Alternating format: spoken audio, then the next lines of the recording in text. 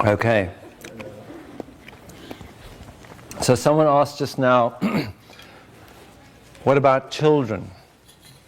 In the family situation. Well, what we normally do, because this emotional body work, we used to have a saying, inner child work.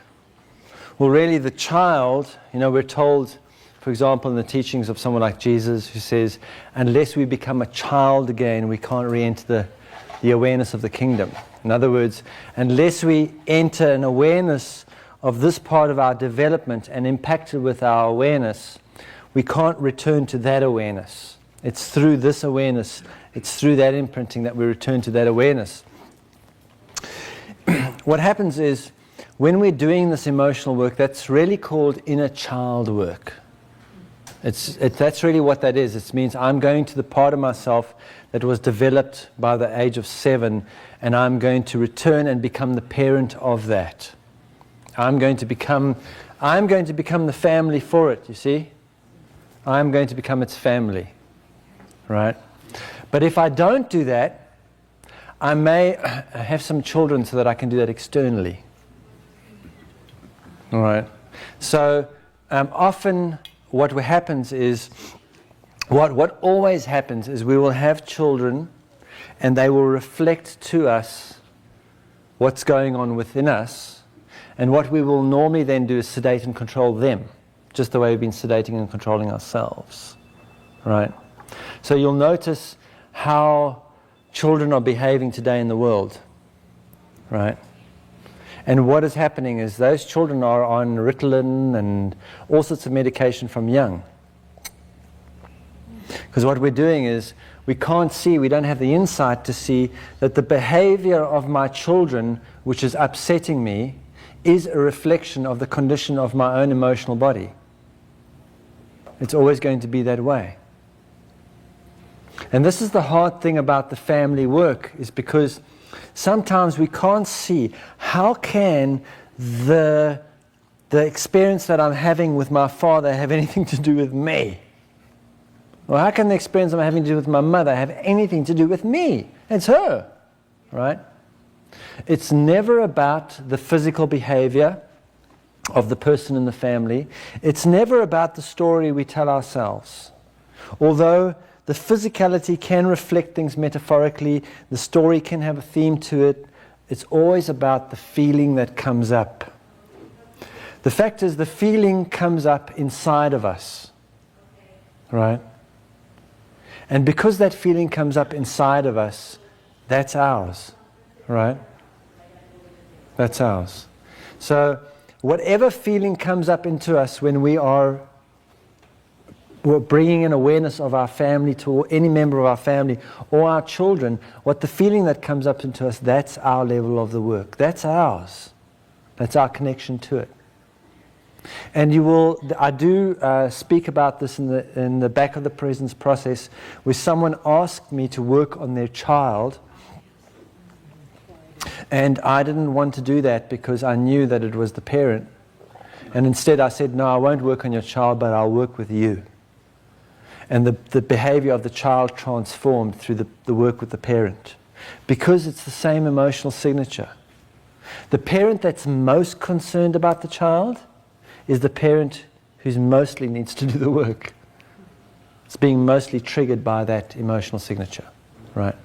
So the children, and the thing about what you will notice about children in the presence process is that even the age the child is at is going to reflect us at that age. Not necessarily our appearance or our behavior or our mental state, but the emotional signature we were going through, or the way our emotional signature was being expressed at that age. So many parents will try and stop their children from doing what they were doing at that age. But you can't. We can only work with the internal emotional signature. So that those children can be who they are and not what they've been imprinted to be. That's a big difference. It's a big difference. So, well, that brings us to the next level of the work, actually. Because, as we were saying, is what holds a family together is the emotional imprint. What makes us family with another group of beings is that we share the same dysfunctional definition of love.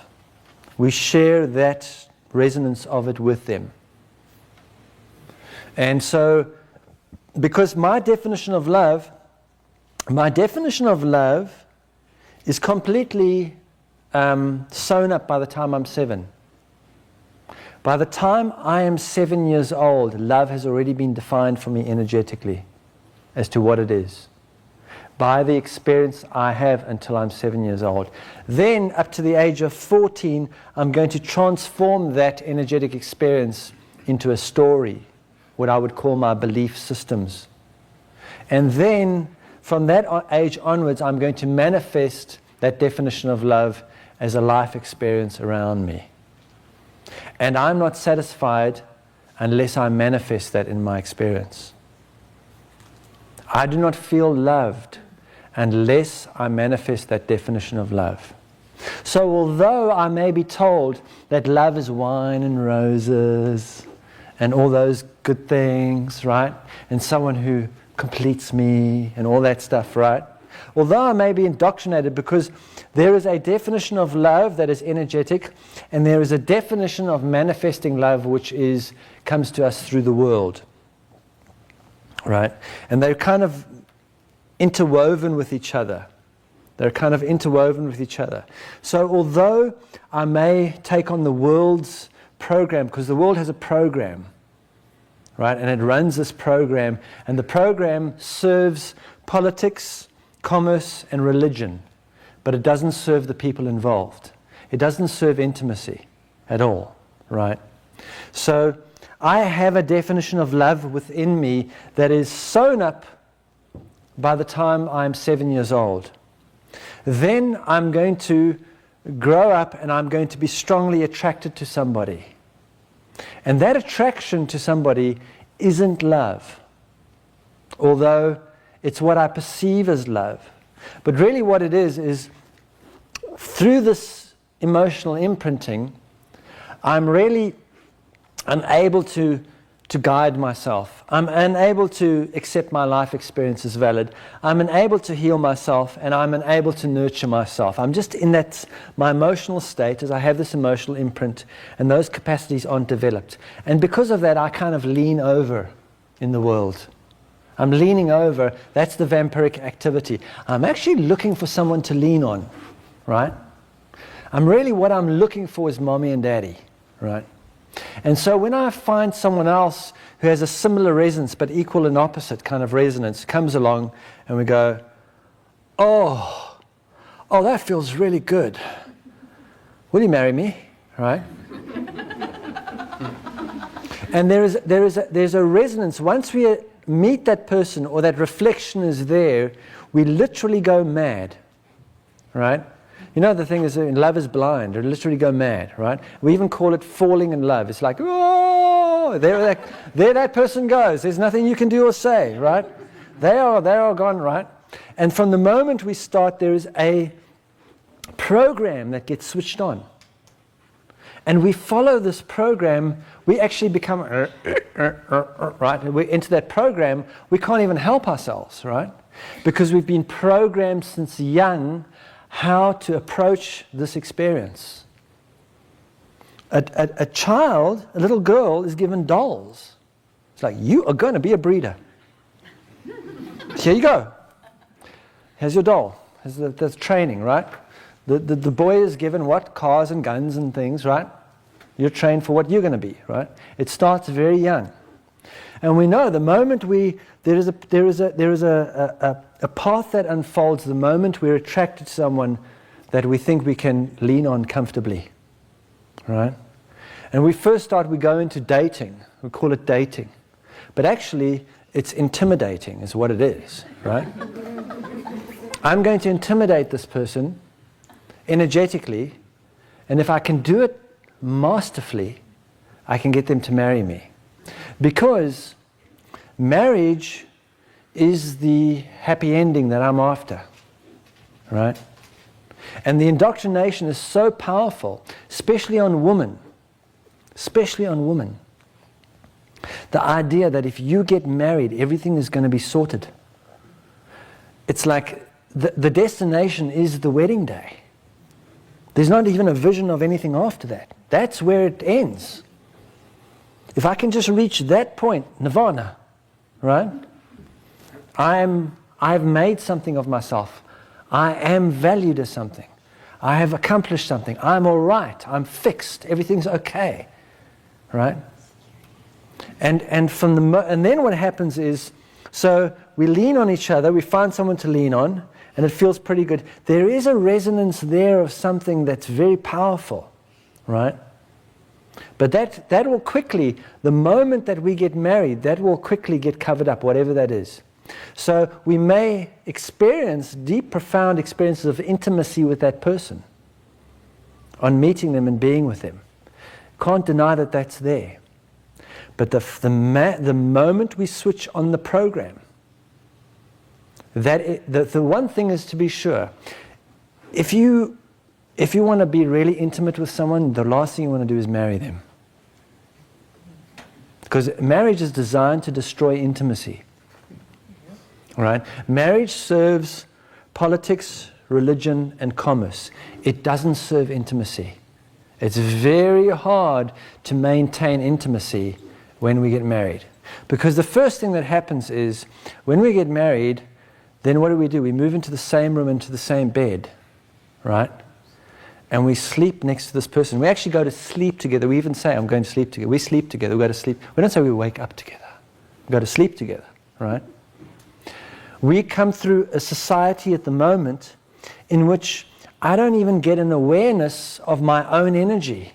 I have no awareness of my own energy makeup, my own energy field. I don't even know about my relationship with myself. I haven't even been given the space to become aware of this, right? There was a time when this was more important to us, when we had rites of passage, so that we could become aware of our relationship with ourself. For example, when a person kind of got to this age here, the end of the physical imprinting, around 20, 21, 19, around there, the elders would come along and take that person away from the community. Right? Not the parents, the elders. Because parents don't know anything. They're not even, haven't lived long enough to know anything. They can feed you and wipe your bum and do stuff, but they don't know anything yet. The elders know, right? So the elders would come along and take the young people away and say, okay, now we're going to put you through some experiences that are necessary for your journey on this earth. And one of them would be something like a vision quest, where they would take someone and draw a circle around them and say, now you're going to stay there and we'll be back in about 5 or 6 days. Don't leave the circle, otherwise something will get you. You stay right there. And so for 5 or 6 days you sit by yourself in isolation. No one, right? And in that time, gain an awareness of being. Just be, there's nothing to do.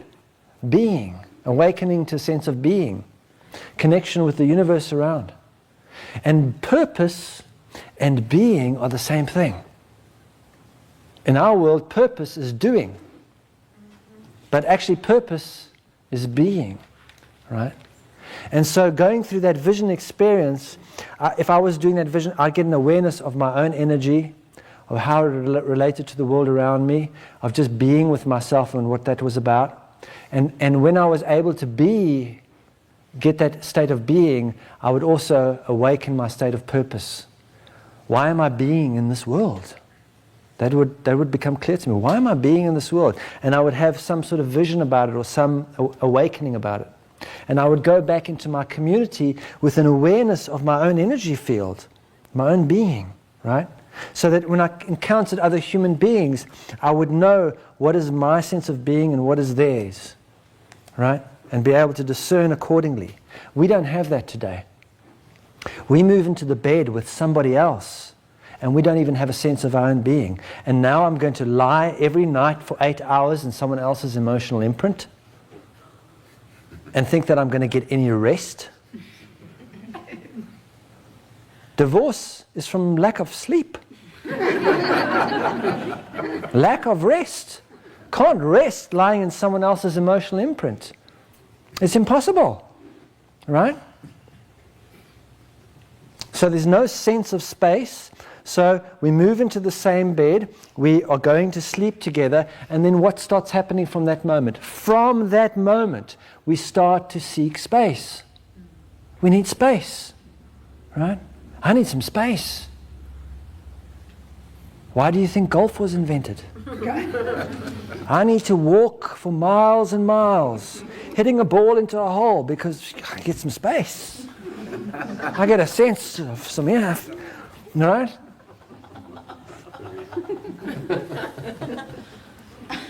So that, and what happens while we are together like that, then what will start, the longer we stay together, the wine and the roses will disappear, right?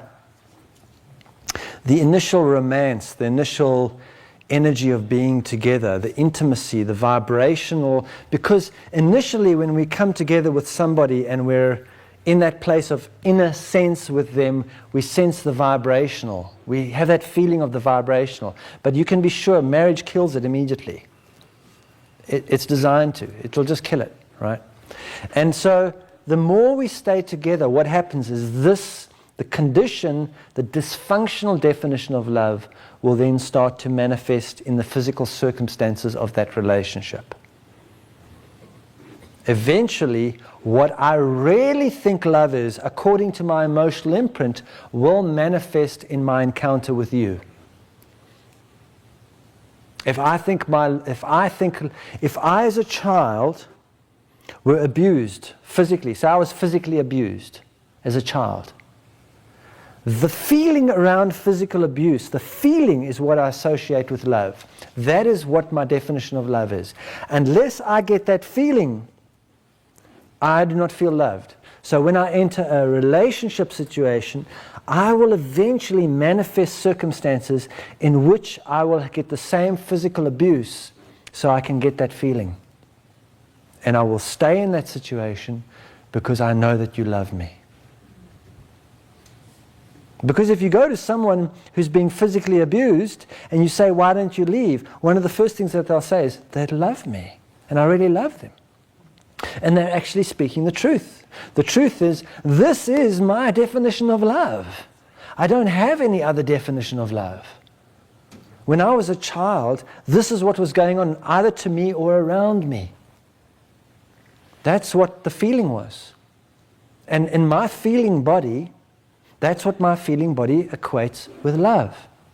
And I want love. And you can take that person out of that home and take them to a shelter and do an intervention, right? But the moment you turn your back and walk away, they will go back into that situation, or they will manifest another relationship and do it all over again. Because the definition of love here rules. Remember, the child was created in the image of God. The child is created in the image of God. In other words, the condition of the child has a power to manufacture anything out of the vibrational. It's a creator. The condition of the emotional body determines the quality of our experience. If we let the child run the show, in other words, we let the emotional body run the show unconsciously to us, it will always manifest its definition of love. Always. So that's why it's very important, what we were saying earlier on today, about what's really important, why people move away when I start doing this work and I spend more time alone. It's really important to know how I'm being with myself. How am I with myself when things are not so good around me? Do I give myself a hard time? Do I punish myself? Do I hurt myself? How am I with myself when I'm lonely? How am I really being with myself? What is my relationship with myself really about? It's very important that I get to know what that's about, right? That's really primary.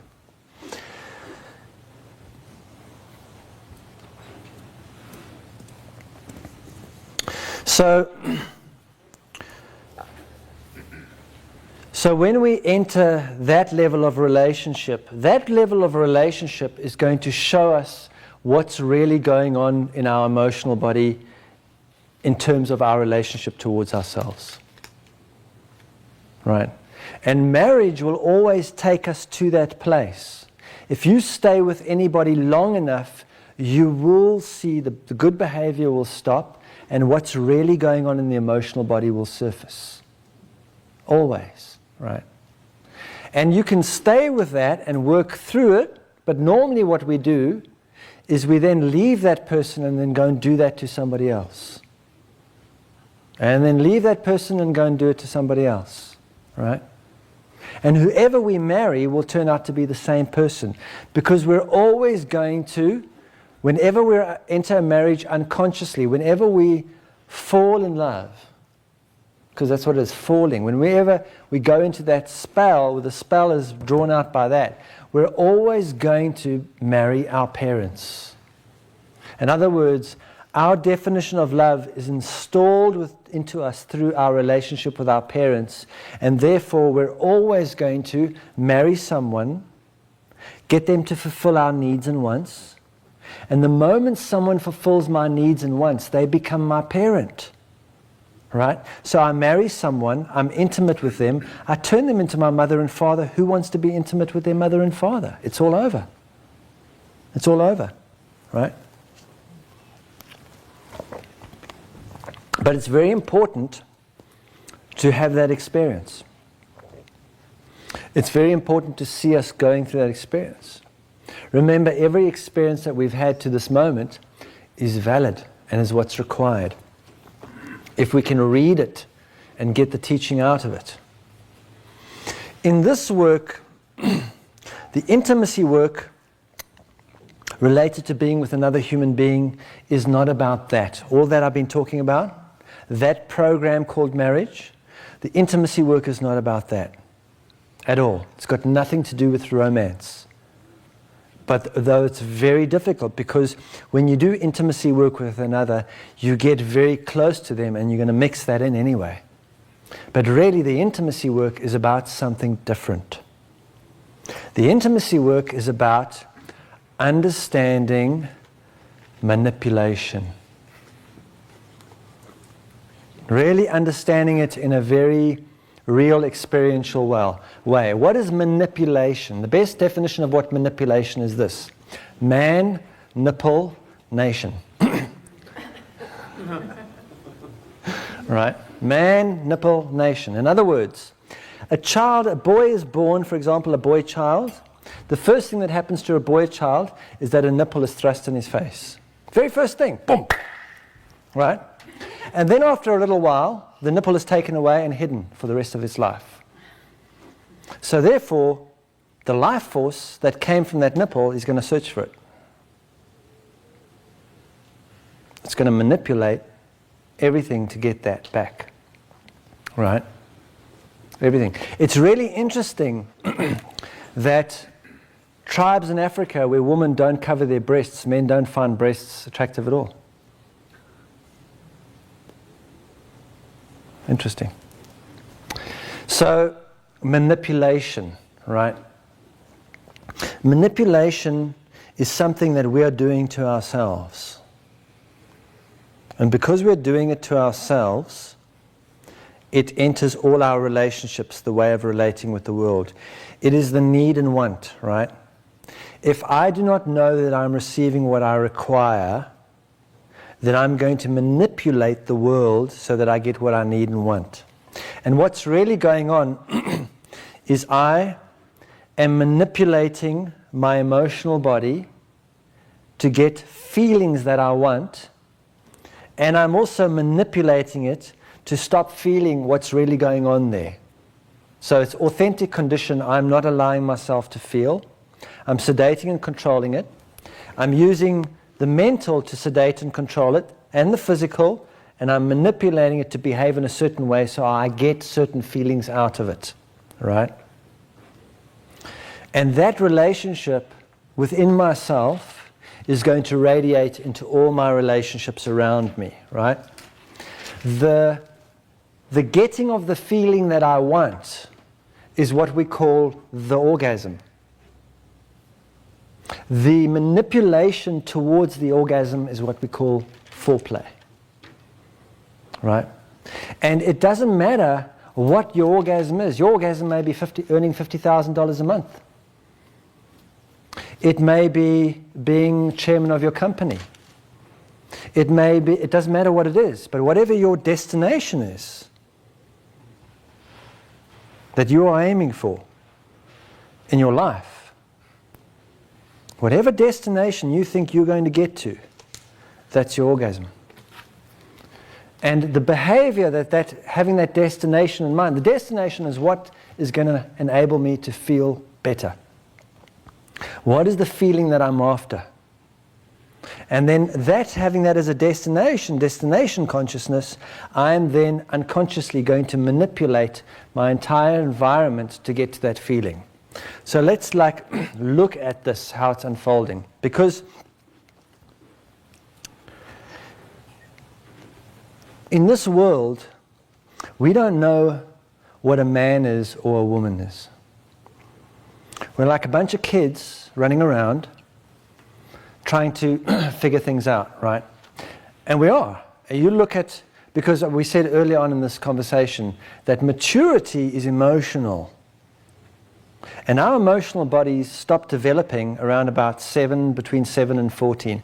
For most girls, close on 14, right? The development stopped. For many boys, around 7, right? So, and unless there's been conscious emotional work, unless we had conscious parents, there was no emotional development after that. There's no emotional development in schools, and there's no emotional development after that, right? And you can see that we have leaders that are physically adult, that are mentally fairly smart, although that's also questionable, but that are emotionally around 7 years old. I mean, look at the current political drama going on. He said, she said, she said, he said. This is like a bunch of school kids, right? Oh no, but he said that. No, she said that, but he said that, right? This is the emotional maturity of a 7-year-old or younger. And in fact, younger. There are 14-year-olds in this world that are far more mature than the people running countries and companies. Right? So, what does it mean to be a man? What does it mean to be a woman in this world? Because a woman, when I was talking earlier on about, even if you're Jewish, even if you're a Hindu, even if you're whatever, for example, if we take the Christian archetypes, are so powerful. And they probably permeate through all the religions, but just in the Christian archetypes alone, the impact that those archetypes have had on the Western world. If we live in the Western world, we live in the Christian world. That's what it is, right? And those means that there are certain archetypes given to us. And we function according to those archetypes in order to be successful in the West, right? For example, if you're a woman, you have certain alternatives.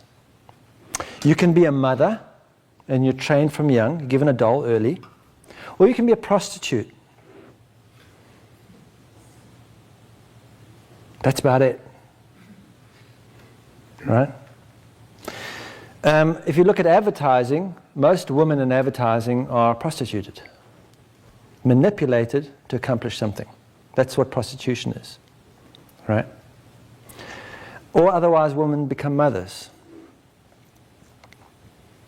For men, there are limited opportunities too. So if we look at the archetypes available to us, let's say here, we have certain archetypes, because the archetypes are in line with these, you see, with air, earth, water, and fire, the basic elements, emotional, mental, physical and vibrational, and each have archetypes.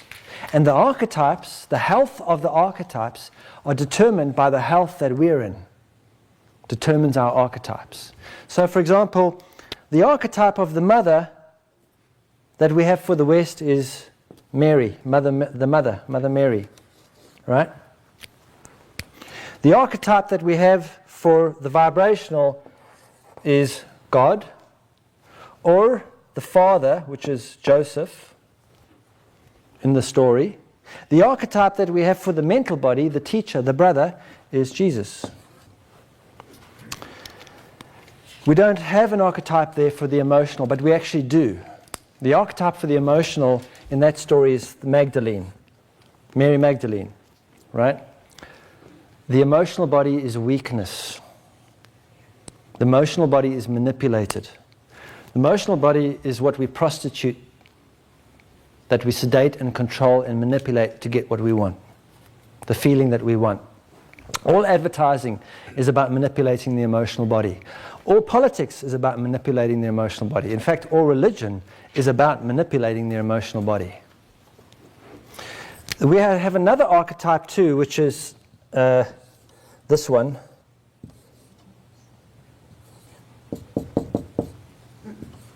Right? The devil. Right? So as a man, we have some alternatives here.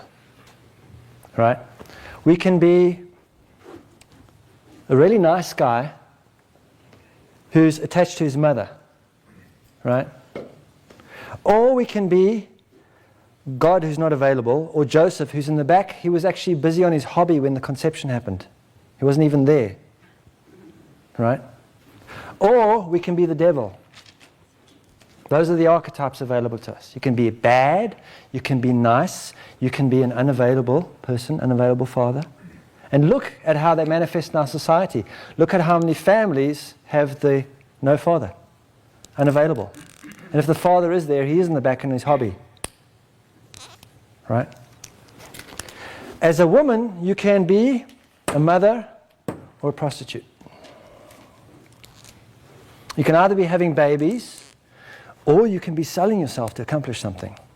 Or that man can accomplish something, men can accomplish. And what that really is about is telling us the condition of our attributes. Right, the mother. Look at us.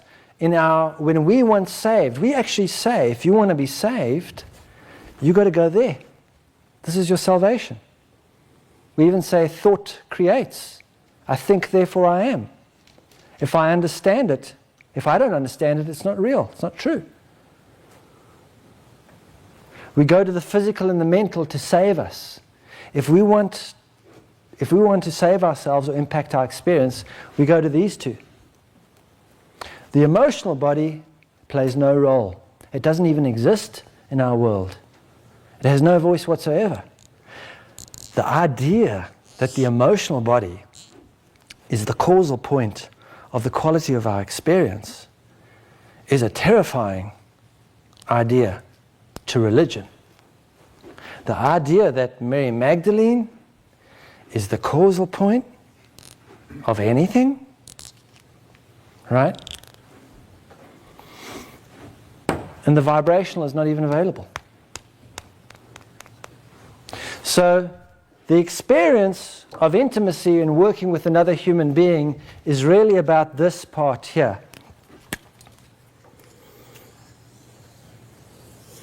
It's about realigning this part. Because at the moment, this manipulates that to accomplish something here. This manipulates that to accomplish something here. And even a woman, if she wants to be of any value in this world, in the world the way it is, she has to behave like a man. And in fact, what is a woman? Really? What is a man? Really? What are the archetypes that tell us what these are? We don't have them. And entering the intimacy journey with another is about finding out what those archetypes. First of all, this is all going on inside of us. This is what's very important to understand. This is our internal condition, which has manifest outwardly in an experience in which the mental body dominates everything. God's a man. God's mental. Right? And so when we enter the intimacy experience, it's about realigning what's happening here. Just, yeah. What about the hero, the archetype of the hero? What about it? Yeah, isn't that like a male archetype? Kind of. I don't know much about that. So Okay. the archetype of the hero for me is something that happens beyond the intimacy journey. Right. We'll talk about that. I'll talk about that. The archetype that's a good question. Actually, I'll speak about that. So, first of all, we need to realign in ourselves what this behavior is about. And the best way to see this behavior, it's the same as when I go to my family, I can see my relationship with vibrational, mental, physical, and emotional in myself by looking at my family. When I enter an intimate relationship with another human being, what I'm going to be able to see very clearly, if I enter it consciously, is where I'm manipulating them so that I accomplish something. Where I'm manipulating them so that I accomplish something.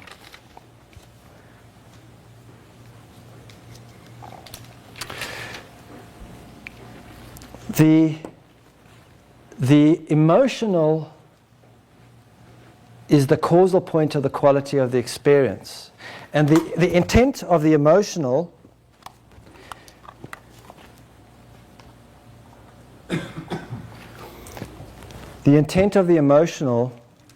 is to become open. Right? When we enter the journey of intimacy with another human being, it's not this journey, the one where we're leaning on the other. The journey of intimacy with another human being is when we're learned to stand up on our own 2 feet. So to prepare oneself for the intimacy journey requires first falling over. In other words, the person that we're leaning on, we first have to step back from. In other words, I am no longer going to use you to fulfill my needs and wants. I'm going to do that for myself. And if I step back from the person that I've been leaning on to fulfill my needs and wants, I'm going to experience myself falling over. And in the picking up of myself, and in the emotionally supporting myself, in emotionally nurturing myself, being my own guidance, healing myself, taking my life as my teaching, I will learn to stand up on my own 2 feet. Only when I stand up on my own 2 feet will I attract into my experience someone, or allow the person who's already with me to be able to stand up on their own 2 feet. And if they don't want to, they'll move away from me. Because the one thing is to be sure that when I end my vampiric relationship with others, others may be upset about it. That's the nature of it. They may move away, they may come closer. But once I'm standing on my own 2 feet, then when someone comes to me, I will know that I'm ready for an intimacy journey with that person because I can rest around that person. There's none of this going on. And the intent of that is that in that relationship, whether it's male, female, male, male, female, female, in that relationship, when two come together and enter the intimacy journey, one is going to play mental body and one is going to play emotional body. They're going to do that. The roles may even switch at times, but normally one will play mental body and one will play emotional body. And the emotional body is the one that's being pursued. So the nature of the mental body is the mental body pursues the emotional body. It tries to control the emotional body, and the emotional body sedates. That's how we identify who's playing which role. And in a very crass way, you can look at it in sexuality, right? Where someone says, let's have sex, and the other person says, no, I've got a headache, right? Because once the relationship gets underway, someone is going to sedate the sexual experience. Someone is going to pursue it. And whoever pursues it is the mental body in that relationship, whether it's male, male, female, female, male, female. And whoever sedates it is playing the emotional body. And only when the person pursuing stops pursuing, right, it's the mental body that has to let go of the control. The emotional body is not going to open itself, be open, until the mental body stops pursuing it.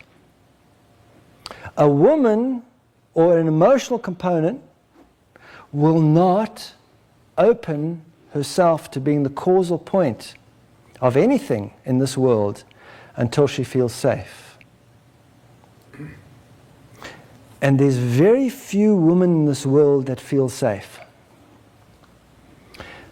Very few women even know that they don't feel safe. Because energetically, a woman is pursued.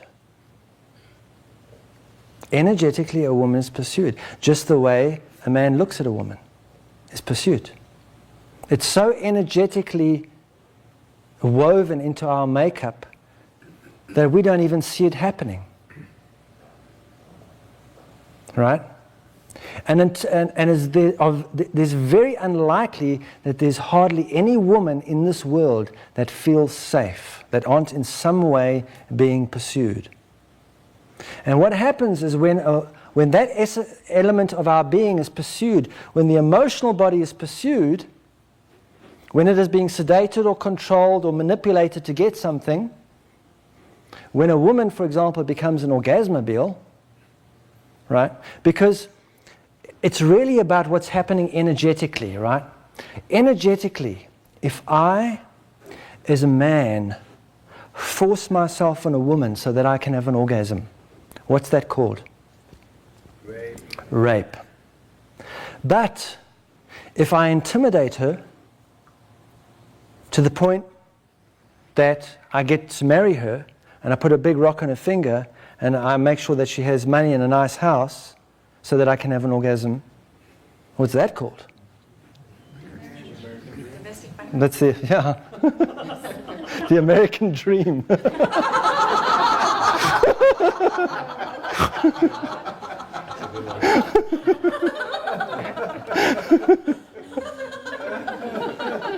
But really, energetically, it's the same thing. Right? Energetically, it's the same thing. Whenever I manipulate any experience, to get an outcome so that I feel better, to accomplish what I need and want to feel better, I'm energetically involved in rape. What I'm doing is I am manipulating this, actually, to contort into a form that I believe will give me what I need and want. And while I'm doing that, I will never realize what the vibrational is. And in the intimacy experience, the intent is for whoever is the mental to take off all control, which is very difficult. It's very difficult for the mental to let go control. It drives it crazy. It can't stand it. But only when the mental lets go control will the emotional stop sedating. And when it sedates, it stops sedating, it relaxes and opens. And it looks like this, if you want to look at it. When the emotional opens, as it opens, it causes a radiance that causes the mental to open too. And it becomes the chalice.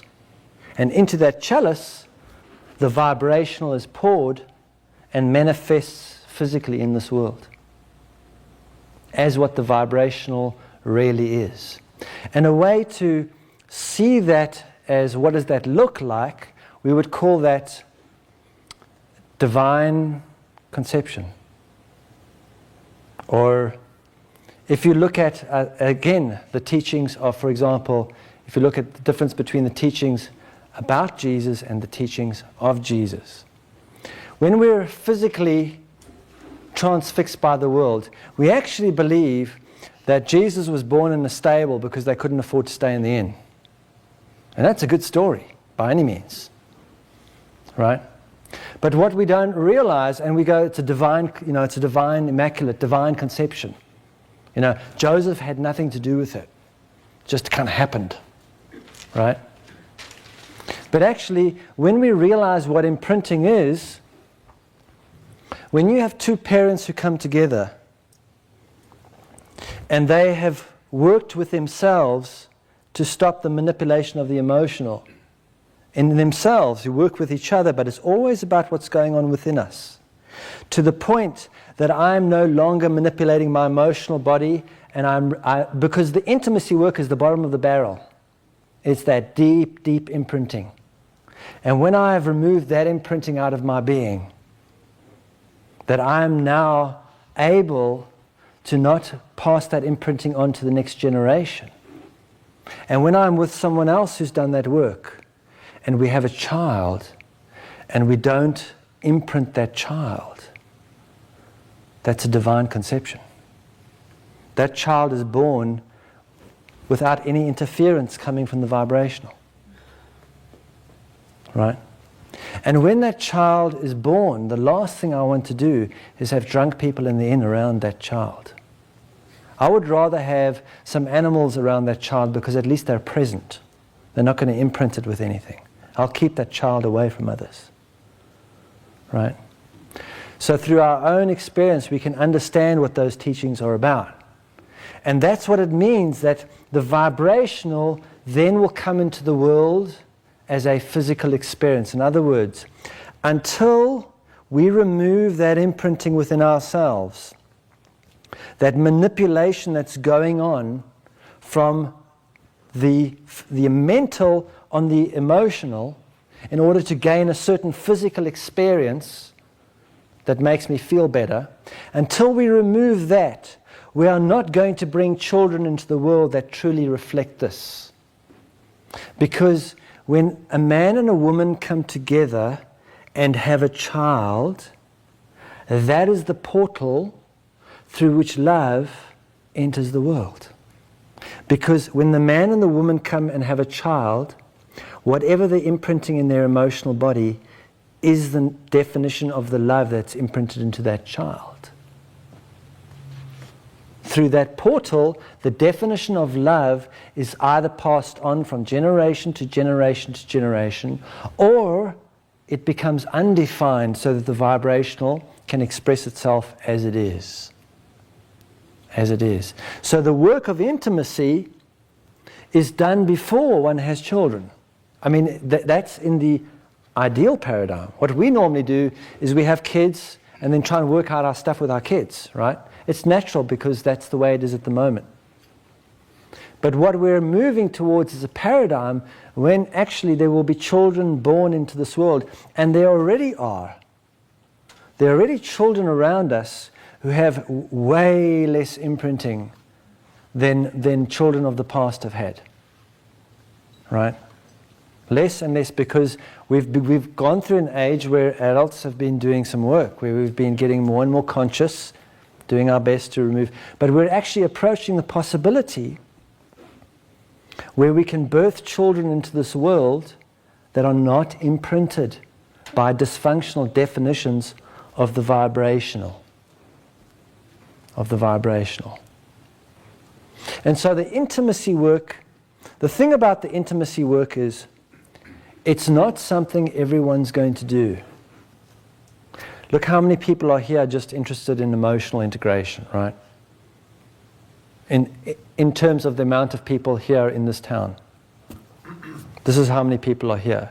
And out of the amount of people here, even less are going to do intimacy work, most likely, with one other human being. It's not that everyone is supposed to do it, right? The very important thing about this work is this. It's important that we validate our experience where it is. If I'm in a situation where I'm just really getting the fact that when I'm upset, it's actually my imprinting coming up, and that's news to me, right? That's like brand new. Well, let me be there. Let me not try and be looking for intimacy to enter an intimacy journey with another human being, right? Because that's obviously going to be something I need and want. It's not what I require.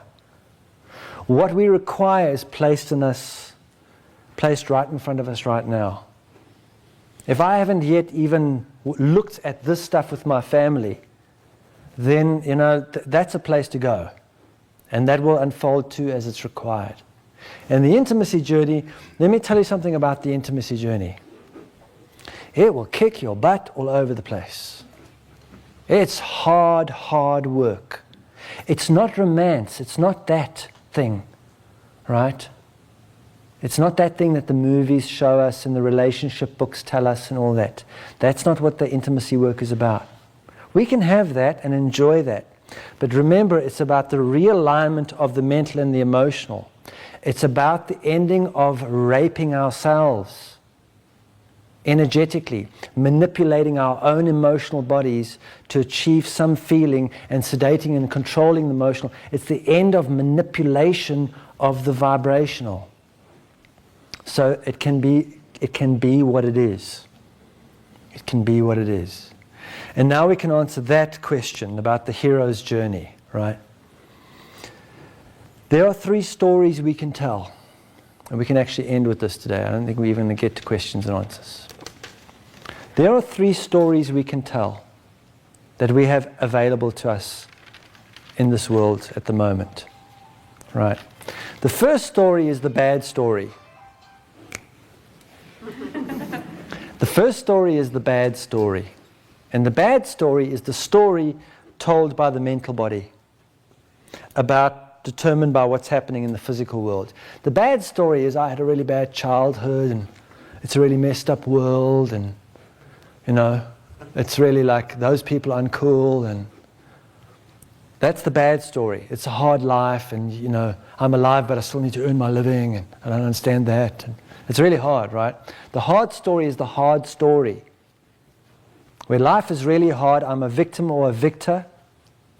Life is happening to me, I need to overcome it. I'll be lucky I'll be lucky if I get out of here alive, That story, that's the bad story. And then we can get to tell the good story. The good story only begins when we enter emotional body awareness. The bad story is my boss is doing this to me on purpose. My boss is deliberately messing with me. And I'm going to find another job because I just deserve better. That's the bad story. The good story is when I start entering emotional integration and I realize that my boss is a messenger and this is related to my childhood. And actually the good story is when I can say, wow, I'm really grateful that I had this encounter with him because I've been able to resolve that, and I've had some emotional growth within myself. I've learned to assert myself more, etc., etc. I've resolved that. So that's the good story. The good story is this is supposed to be happening. This is supposed to be happening. This is valid. But then there's another story. There's a third story, and I call that the legend, right? Because when I'm telling the bad story, I'm cowering on the ledge. Right? And there's a terrible drop there. And I think it's horrible, the fact that I'm on this ledge, and how could this possibly have happened to me? And I'm afraid, and I'm angry about it, and I'm sad about it. That's the bad story. The good story is when I realize I'm supposed to be on the ledge. I was placed here on purpose. And I've got to learn to stand up and gain my balance on this ledge. Right? That's why I'm here. I'm here to grow. The other story, which I think is the one you're referring to, the hero's journey, is what I call the legend, when I come to the end of the ledge. Right? Stand at the edge of the ledge. Right? And when I take off beyond into a story that I call my mythology. Why are we really here? Are you here to earn a living? Are you here to make money? Are you here to have children? Why are we really here? Aside from everything that's been imprinted into the emotional body, why are we really here? And for each of us, there is that story. And part of the intimacy journey is that it awakens us to that story. Because it's the same thing. When I don't do my work on myself, I take it out on my family. When I don't do with my work on my family, I'll take it out on my relationship. If I don't do the intimacy work at some point, right, I'm going to think that my life is about finding somebody else so that I can be complete and fulfill that. But actually, it's bigger than that. It's actually bigger than that. So there's a third story that has nothing to do with good or bad. It's beyond good and bad. There's a bigger story going on here. And that story is this one here. It's a story which is bigger than that we can fit into this life experience. It's a much bigger story. And in order to connect with that story, we have to die to the doer, because the doer has a beginning and an end to their story. The doer in us was born and will die. And that's a very limited story. Being, the resonance of being, is about that. And the thing about being is, although we've only been alive for a few years, which is true, everyone in this room has only been alive in this body for a few years. It's not much, actually. As old as you may think you are, 40, 50, 60, whatever, it's actually not very much. But the fact is, no matter how old you think you are in this body, the fact is you can't remember not being alive. It's impossible. It's impossible to remember not being alive. And there's another thing that you can't deny. You can't deny it, although the mental body cannot tolerate it. Cannot tolerate that only other people die. And you can't deny it. You can't deny that only other people die. Get with that one. Because it's true. And when you start tapping into what that brings up for you, that's the bigger story. Because there's a part of us that doesn't have a beginning and ending. That's not related to the doer that was manufactured. And awakening up to that while we're here, that is phenomenal. Not waking up to it as an idea or as a concept, but as a reality, as an experiential reality. That's phenomenal. That's to do with, that's when we come to the end of the ledge and jump. In other words, I'm no longer going to stand in what I know. I'm no longer going to manipulate everything to get an outcome that I think I need and want. I really am going to run and jump into the unknown and allow the universe to catch me. I'm really going to embrace that, whatever that means for me. And that's jumping off the ledge, however that is for it. But we can't do that until we've taken care of this, because this will always pull us. The unintegrated emotional component will always pull us back onto the ledge. And that's why take care of this, and everything else is added unto us. And realize that it's organic. It's absolutely organic.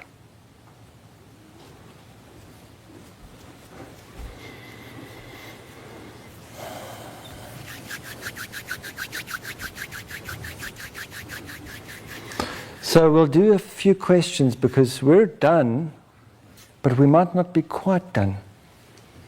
I just have a brief comment. Organic meaning not doing? Is that how you mean? Well, by organic, I mean that things have a natural unfolding to them, and to trust that, Really what I mean by that is that if I stay honest with this moment, whatever it is, if it's uncomfortable, I stay honest with that. If it's unknown, I stay honest with that. If I stay honest with this moment in a way that I'm not trying to sedate it or control it or change it into something else, I'm not trying to manipulate it into what I think it should be. If I stay honest with this moment, then my experience will unfold in a way that it's to my highest, so that I am able to receive what I require. It's really all about opening myself up to receive what I require.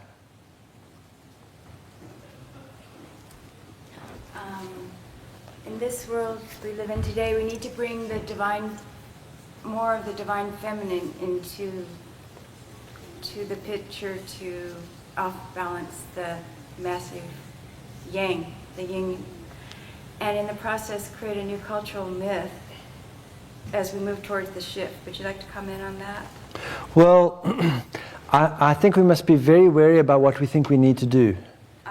You know, I think it's really, I think in our own experience, let our own experience show us what's required for us individually. Because as we go beyond good and bad, we're also going to go beyond the feminine and the masculine, the divine this, the divine that. These are all, right? So it can be bigger than that, right? And so it's very easy to even for me in my own experience to think I know what's required. I don't know what's required. I only know that I have to be here today doing this. And I try and control the rest of it. Never works, but I do my best. But it always fails. To me, each day is about just being open to receiving what I require, and that what I require, because what is being, I think what someone like Buddha or Jesus or any of these people were trying to communicate, that what is being given to us is greater than what we could know or understand. And it's got nothing to do with our needs and wants. It's like this work, this is how I see it. Even all this work, this entire time we've spent here Friday and Saturday today. To me, this is about wax on, wax off. I call it wax on, wax off, right? In the movie The Karate Kid, right, he goes to his first karate lesson and he wants to do karate because it's like really cool, right? And the karate master says, go and wash my car, right? And he goes, no, hang on, I've come here to do karate. I'm like, right, now go and wash my car, right? So he goes and washes the car and he's all miserable, and the karate master comes out and says, no, you're not doing it right. You do like wax on, wax off, wax on, wax off, right? And he goes, this guy's mad. He's insane. I mean, I came here to do karate, but this guy's obviously a nut, right? Until he gets in a fight and he goes, wax on, wax off, right? So the nature of this work is, even though I stand here and I explain to you, what I'm really here is to invite you to enter your own experience as deeply as possible. And that what it will turn out to be is not what you think it's about. Not what we think it's about, right? It's like the other day when I was in Princeton, and I have this happen all the time in small ways to show me. I decided, I need a massage. I really could do with a massage. So I went up to this place where I get a massage, right? And I got there and they're too busy. There's no openings. So I went downstairs and there was a juice bar, smoothie bar, so I got a smoothie. And I was walking back and I was going, oh no, this is really what I required. This is a good smoothie. This is really where it's at right now, right? But I never went there for the smoothie. I needed and wanted a massage, but what I required was the smoothie. And that's how it is, right?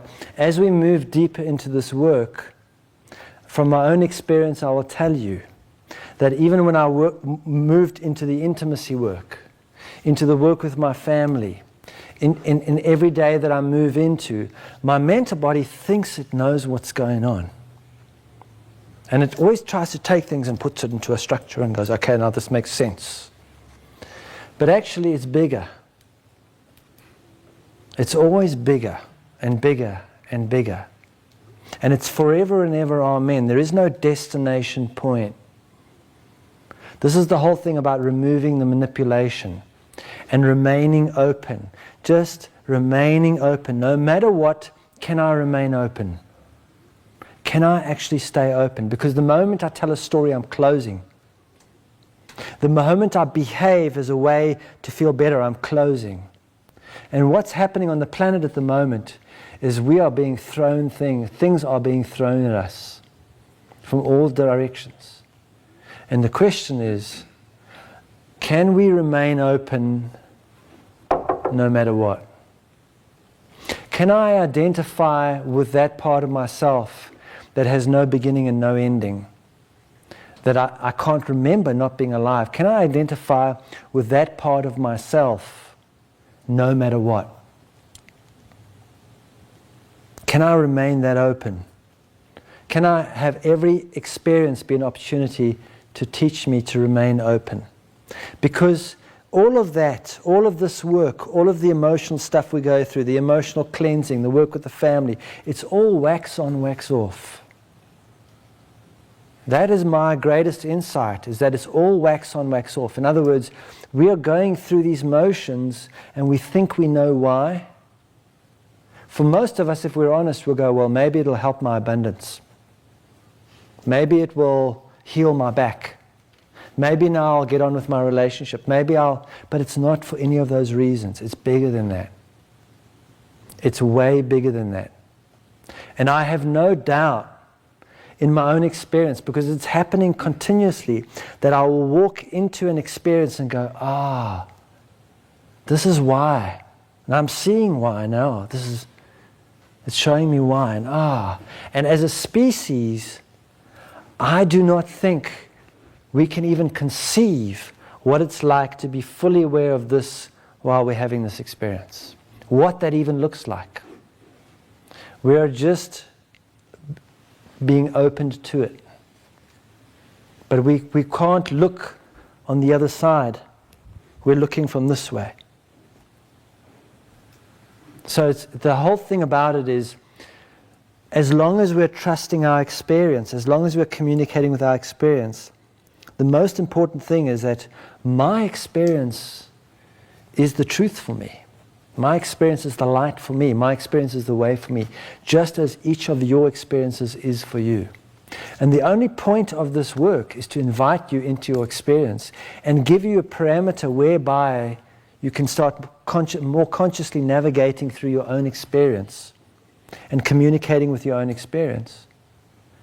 But entering this work may show you something completely different to what it's shown me. And that's valid. Whatever the outcome is of entering our experience is valid. So when you talk about the experience, you definitely don't mean the story I'm telling about the experience. You mean the actual raw...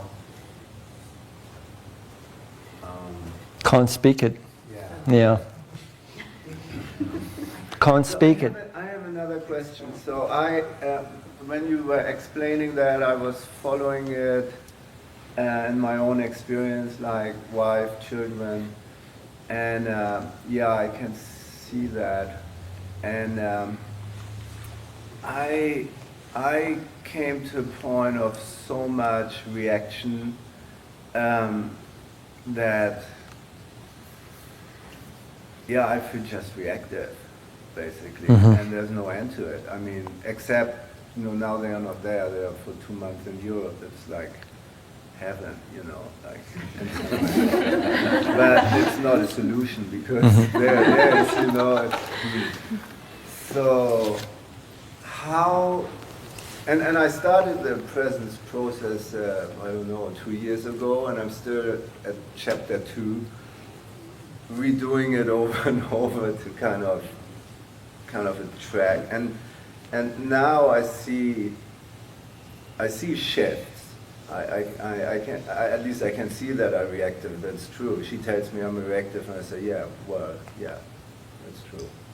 So there's the thing to remember is always that it really is the whole world is moving one way, and when we enter this work, we're moving in another way. And realize energetically what that means.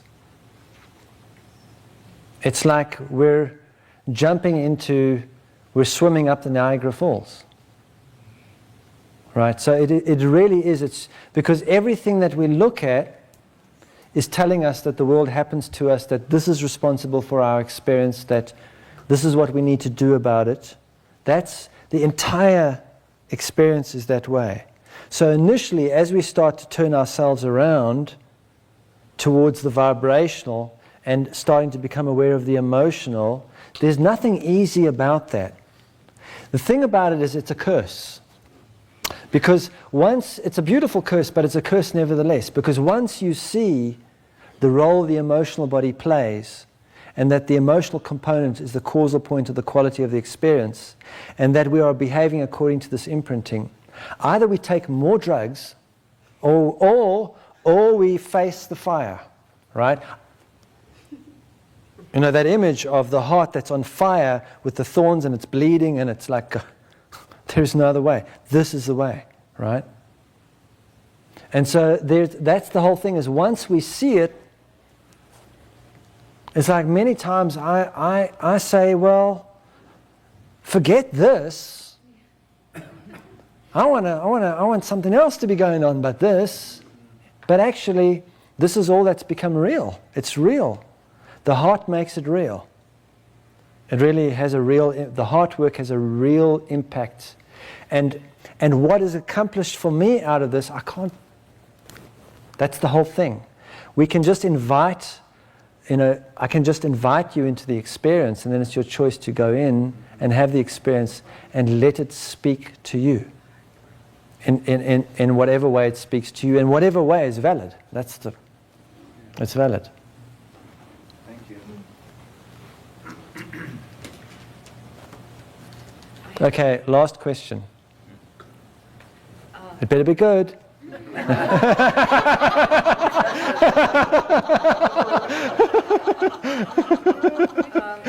it's more of a practical question Yes. about meditating. I feel like in some of my meditations I've been able to sort of neutralize some emotional things in my childhood. But then sometimes I'll sit down and I'll just be very uncomfortable. It'll be a pain or something like that, or just a feeling of anxiety. And if I just stay with it, it will dissipate. Do I need to know what that's about? No. And is that... That's the trap of the mental body, that unless I understand it, something has been accomplished. So something is being accomplished if I'm just... Yes, and so, that's why, for myself, I was having a conversation about this with somebody the other day, and they asked me, what is my meditation practice? And I was saying, I don't have one, but actually, I'm involved in a meditation practice 24 hours a day, because meditation for me means mediation between this experience and that reality. It's the mediation. That's what meditation and mediation are similar words. You just move the A and the I around. Meditation is a conscious mediation between here and what's happening here. And what's happening here is coming through the heart. It's been expressed through felt perception. It's really what's coming through the feeling body. The feeling body is what enables me to know what's happening with the vibrational. And the feeling body is reflected according to my emotional signature. So my meditation is going through my life, being aware of what I'm feeling in each moment, and allowing that to be so, trying my best not to tell a story about it, or to enter a behavior that's driven by it reactively and consciously. And that's all that is. So going through my day, being aware of what is the feeling component, what is the felt component of the experience. Can I be with that without condition? right? And looking at what's happening in the world around me and seeing how it's impacting with me as far as reflections are concerned on a felt aspect, and can I be with that without condition? And that keeps me busy 24 hours a day. I don't need a practice where I've got to sit down and do something else, right? Because for me, the mediation practice is about being in this world but not of it, not trying to find somewhere else to go. And there's a big difference in meditation practices that are designed to help us go somewhere else and have something else happen, and those designed to bring us here and be fully present here. So when we are doing a meditation practice that is designed to bring us here and be fully present here, it will never give us a state that we're supposed to be having. It will say that this state is the valid one and just be with this one, no matter what it is. The other one designed to help us check out or to get out or to try and find somewhere else or react to our life as moving towards God as a reaction to our life rather than a response to what God is, that will tell us a particular state we're supposed to achieve. And even when we say present moment awareness isn't this nirvanic state where everything is cool and groovy. Present moment awareness means I'm aware of this present moment as fully as possible. And if I'm angry and I'm aware of my anger, that's present moment awareness. Present moment awareness doesn't mean I'm like, oh, cool and groovy and everything's fine and peaceful. It means I'm fully aware of what's unfolding in this moment, as aware as I can possibly allow myself to be. I'm containing this moment with as much presence as possible, no matter what the moment is, no matter what it is. And for a lot of the journey, because we are in a period of our journey in which we are cleansing generations of imprinting. We don't only have our family imprinting, we have cultural imprinting, racial imprinting, right? Religious imprinting. All these imprintings that we have, right? Massive amounts of imprinting. When we go into the emotional body, we're agreeing to cleanse that out, right? And the moment we agree to it, the universe goes, at least that person's awake and assisting us. Well, let's bring them some more. And right? You're like, whoa, hang on a moment. Is this a full-time job? It's a full-time job, right? Doesn't pay very well, right? But there are profound consequences to it that are unspeakable. And anyone who really gets into the work will know what I'm talking about, that there are, being alive is to feel alive. Bottom line. If I don't feel alive, I'm in the boredom. And the thing is, we want to be in the kingdom while we're here.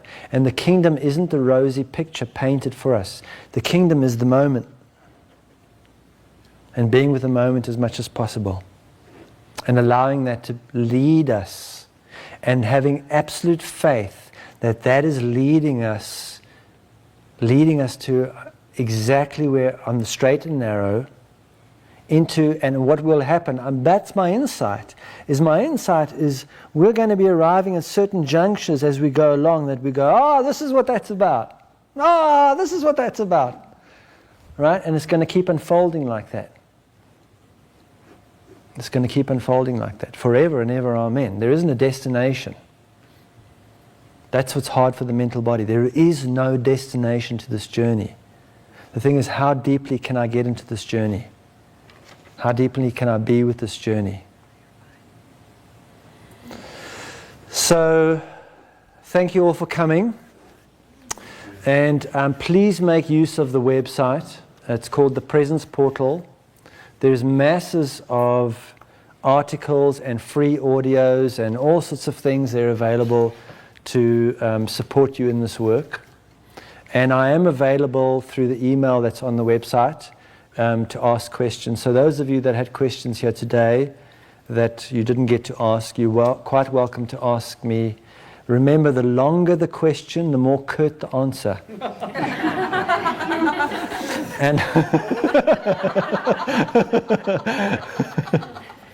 And for those of you that would like books signed, I'm available to do that as well. All right. So thank you very much for coming.